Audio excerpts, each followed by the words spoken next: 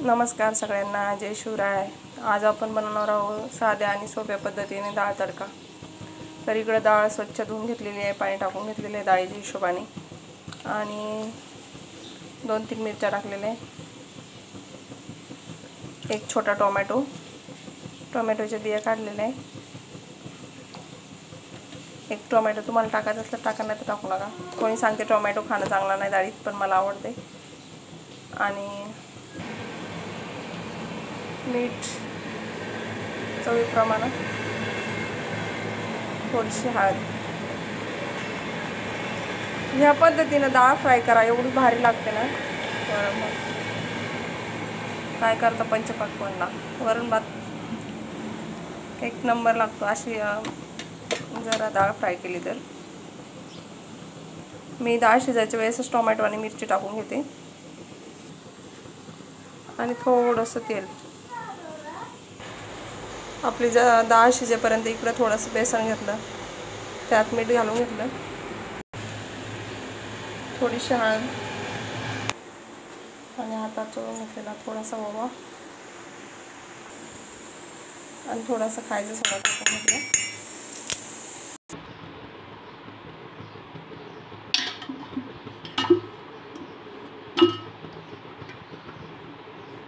इकडे मी 2 पळ्या तेल टाकून घेतलेलं आहे। तुम्ही तूप बी टाकू शकता, पण माझ्या पोरीला तूप नाही आवडत म्हणून तेल टाकलं। तेलात मोहरी टाकली थोडीशी,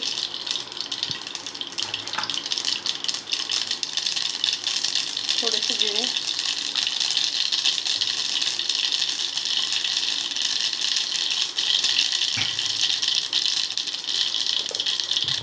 थोडासा कढीपत्ता, आणि हा लसूण।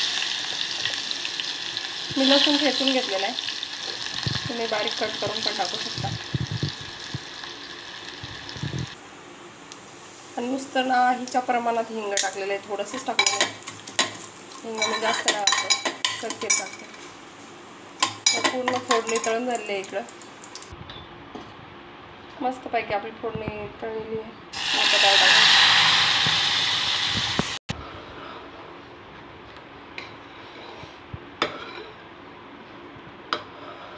मी काय पाणी टाकलं नाही, तुम्हाला जर अजून पाहिजे असेल तर पाणी टाकायचं डाळीत। मी तीच गरम डाळ टाकलेली आहे।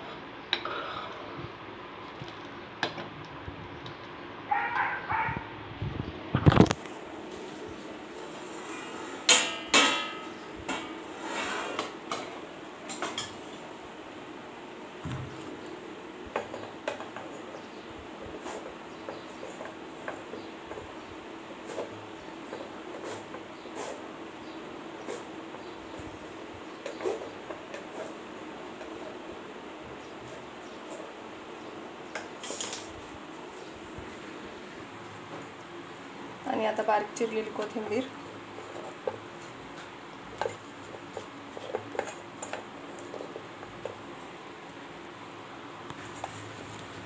आणि सगळ्यात शेवटी हे आम्ही शेवग्याच्या शेंगा वाफवून घेतलेल्या आहे, तर मला आवडतात वरणामध्ये आणि छान लागतात वरणामध्ये।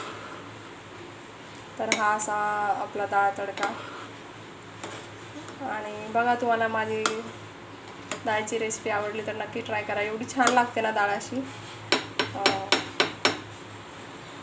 एक नंबर लागतो डाळ भात जर अशा पद्धतीने डाळ फ्राय केली तर। शेंगा तुम्हाला टाकायचे असतं टाका, नाही तर टाकू पण नका।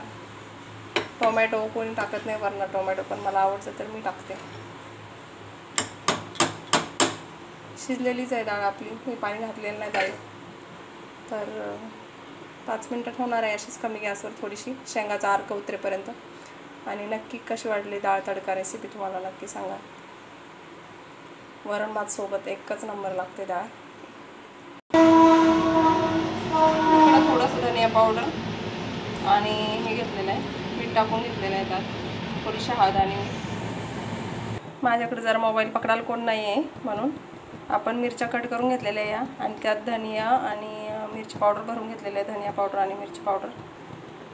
आणि आता हा आपल्या बेसनाचा घोल करून ठेवलेला आहे, त्यात बुडवायचा, आणि तेल चांगलं कडकडीत तापू द्यायचं, नाही तर मग ते बेसन सगळं कढईत पांगते।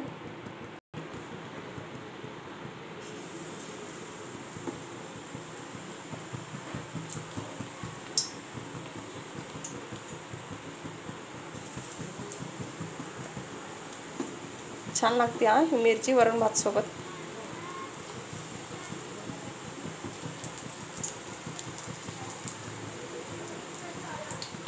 रोज रोज भाजी चपाती खाऊन खाऊन कंटाळा येतो मुलांना, तर मुलांना टिफिनला तुम्ही देऊ शकता.